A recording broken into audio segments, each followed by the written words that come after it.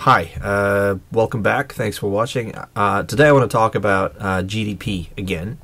I already have a video about GDP. Probably not going to say anything many of you don't already know. So if it's not interesting, you can tune out. But just wanted to share a few thoughts with you. So GDP, there's a certain trickery that we readily buy into because most of us are not very well educated in economics. But the formula, again, in the sidebar, the formula of how GDP is calculated. GDP is calculated by as a sum of private consumption, private investment, government spending, and the difference between exports and imports. One thing I've already said about GDP is that it's a kind of a, I don't want to say meaningless because it's meaningful to a degree, but it's a very misleading indicator. To think that you can gauge the state of the whole economy by looking at a single number is unrealistic. I mean, let's just keep that in mind. I don't want to spend too much time on it, but again, to think that you can gauge the state of something as hugely complex, cosmically complex, as a national economy, that you can have a single number to track the state of that behemoth is a little bit, it's not real. Okay, cannot be done. But anyway, we have this GDP parameter that they came up with to measure something. Basically, GDP is exactly what the formula says. It's a sum of all those things. And just don't equate it with the state of the economy. The important error that is made when we look at that formula has to do with the following fact. It's an accounting formula. It just gives you a way to calculate that number that we call GDP. It's nothing more and nothing less. What it is not doing, it is not exposing or analyzing or demonstrating the relationship between G and I and C. We'll ignore the exports and imports for a second, just for the sake of convenience. It does not tell you that there actually exist relationships between government spending, private investment, and private consumption. A very simple thing to understand is that for government spending to grow by $1, consumption and or investment need to decrease by $1 because that is where the government takes the money. The government gets the money from the private sector by taxing it. And once they've taxed the private sector by $1, that dollar now doesn't get to be spent, and it doesn't get to be invested. All right.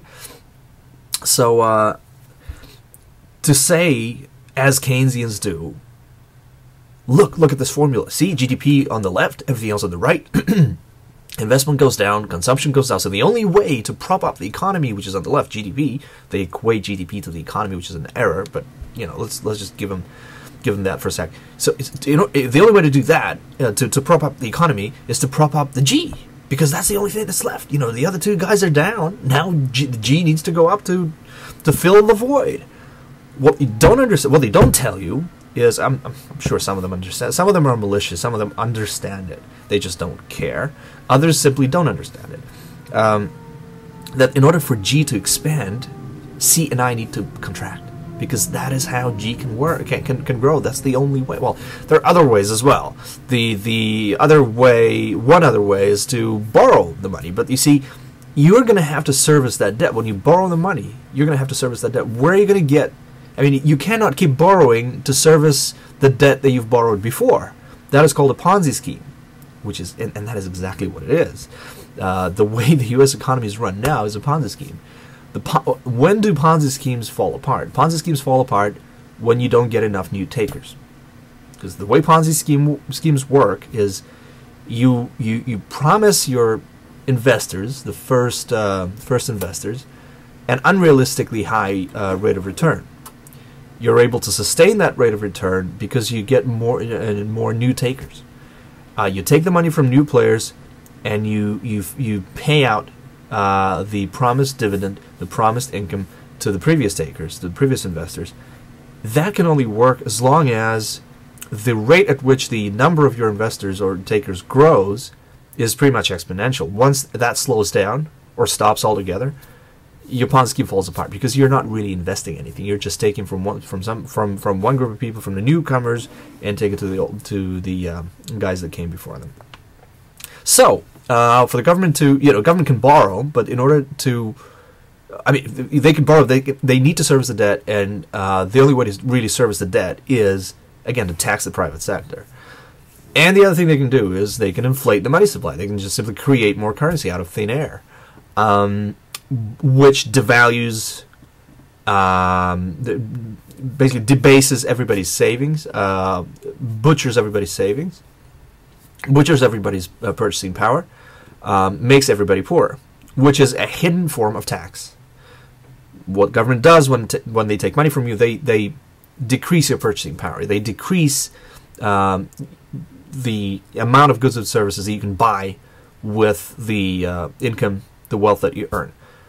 They do the same by printing the money. So, again, the only way the government can actually get more money to do things that the government wants to do is to make you, the taxpayer, poorer.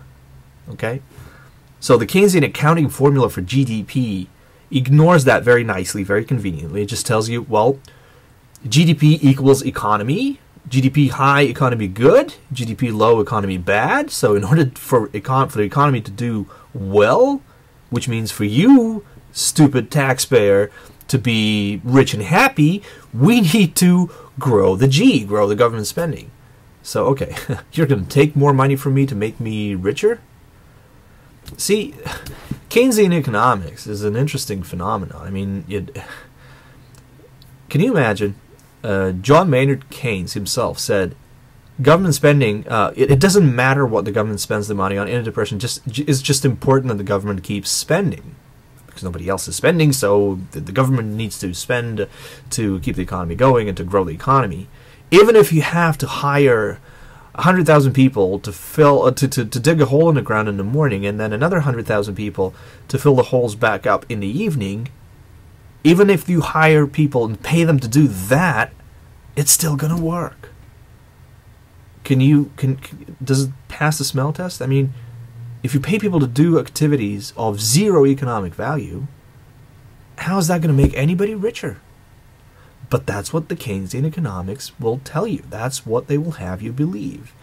So, I mean, if you have time, if you have any interest in the subject at all, I strongly recommend that you read up on the Austrian economics. There are a bunch of great resources on the internet. First and foremost, if you like YouTube, go to misesmedia, M-I-S-E-S, media, one word. It's a great channel that gives you tons of tremendous material on Austrian economic theory. The other resource that I would recommend is mises.org, mises.org, a great website. There's a number of great authors and professors writing there, blogging there, and they also have a podcast. If you like myself, like to follow things via podcasts, that's a great resource for you. And there's a number of books that you can read. I need to do a few book reviews, really.